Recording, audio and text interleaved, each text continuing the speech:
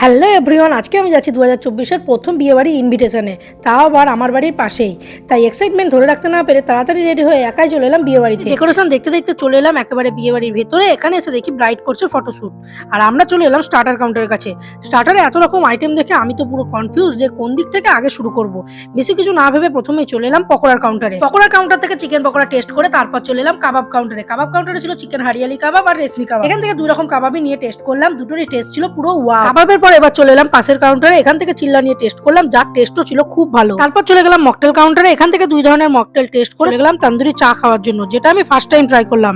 এখন আমি চলে এসেছি রাবড়ি জিলাপির কাউন্টারে। এখান থেকে রাবড়ি জিলাপি টেস্ট করে সবশেষে চলে গেলাম পনির টিক্কার কাউন্টারে। এখান থেকে পনির টিক্কা টেস্ট করলাম, যেটারও টেস্ট ছিল খুব ভালো। সব রকম স্টার্টার খাওয়া শেষ করে বেশ কিছুক্ষণ দাঁড়িয়ে থাকার পর রীতিমতো যুদ্ধ করে এখন আমরা বসে পড়েছি খাওয়া দাওয়া করতে।